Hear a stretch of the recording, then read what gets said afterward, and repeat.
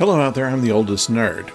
In the uncharted territories, it's interesting that when Moya runs out of food, Chiana knows a place. Now, that place is a corpse in space called a budong, but everyone is hungry and Zan will die if she doesn't eat soon. So they go to a mining camp on the budong to get food. Now, the actors have accents because they are Australian, and so they try to suppress that and make a more American accent. But in this case, the director thought using an Aboriginal accent would sound alien enough for the show. Unfortunately, it sounds very much like an American Cajun accent. It's not heard so much these days except from older folks, if you've heard James Carville speak, for instance. But it wasn't lost on Ben Browder. He called the leader, whose name was Basog, Boudreaux. That's a name as common in southern Louisiana as Smith or Jones. The story is interesting on two fronts. We learn something new about Zan.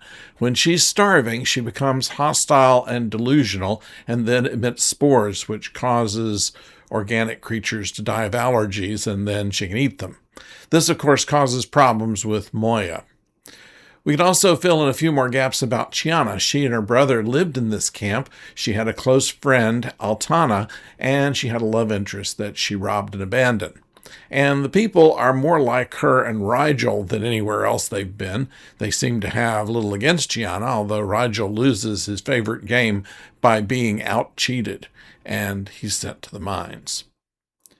Now, the problem with this episode is, once again, we know none of our friends are going to die in the mines or by the bear in the gorilla costume, much less of starvation. Usually the plot has some interest beyond whether they live or die, but there really isn't anything else here.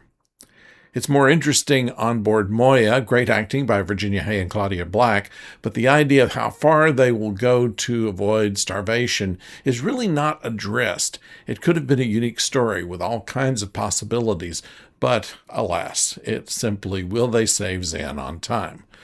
Of course they will. So we learn more about Zan and Chiana. Everyone gets time to shine in this episode.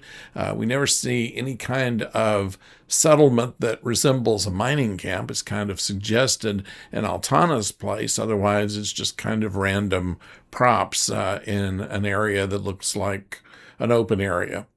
Nothing is airtight, by the way. I notice they have to cut the budget somewhere, but there are too many things wrong here to just let it all slide, especially, how do they breathe? Even the acting by the guest stars seems a bit lacking, or is that just that Gigi Edgley is just so good? She's better at playing alien with her breathy speaking quality and unique body language. The makeup is good on the aliens, however. The gory parts are well done, and the end is satisfying, if not predictable. We do see more of the budding relationship between Chiana and Dargo, only at the end, and suggested during the show, but not a great deal. Aaron appears a bit jealous, however, of Chiana with John as they are leaving. Now, they're mining Nogelty crystals, never mentioned in the series beforehand. Geld is a German word for gold, and conversationally is money. The name is probably an inside joke for valueless, no Geld. Also, calling Chiana a Trelk is pretty much as obvious as Frel. Not my favorite episode, as so much could have been done without even leaving the ship, but as always, there were a few good lines, and that's this one I like. That's just great.